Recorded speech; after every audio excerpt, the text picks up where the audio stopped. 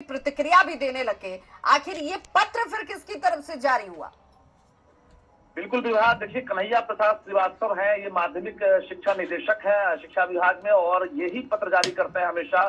जो भी आदेश के पाठक का होता है, कन्हैया श्रीवास्तव के पत्र के माध्यम से ही जानकारी मिलती है। और आज फिर से हूबहू कन्हैया श्रीवास्तव का सिग्नेचर और पत्रांक दिनांक के साथ साथ जो लेटर का फॉर्मेट है, वो तमाम चीज जो है कन्हैया प्रसाद श्रीवास्तव का ही है। और हम अधिकारी का नाम नहीं लेंगे, अधिकारी से बातचीत भी हो गई थी, यहाँ तक कि शिक्षा विभाग के कुछ अधिकारियों को भी जानकारी थी कि कन्हैया श्रीवास्तव ने ही पत्र जारी किया है।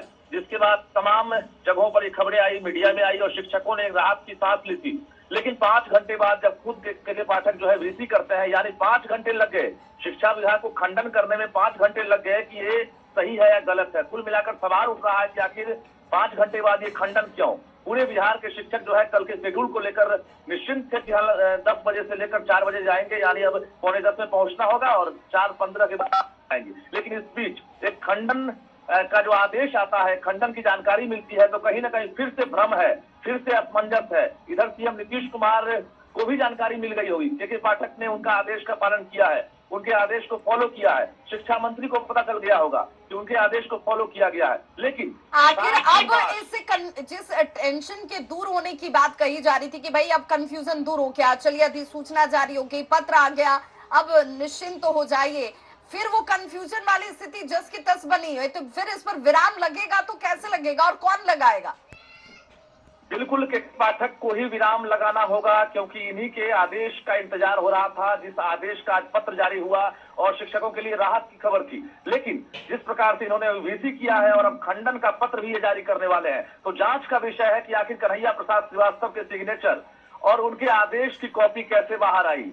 आखिर ये जो फॉर्मेट है शिक्षा विभाग का, ये फॉर्मेट बाहर कैसे आया, इसका जवाब शिक्षा विभाग को देना होगा। क्योंकि इससे पहले कोई भी पत्र कन्हैया प्रसाद श्रीवास्तव का इस तरह से वायरल नहीं हुआ था, और जो शिक्षा विभाग जारी करता था वही पत्र हूबहू सोशल मीडिया हो वहां पर चलती थी।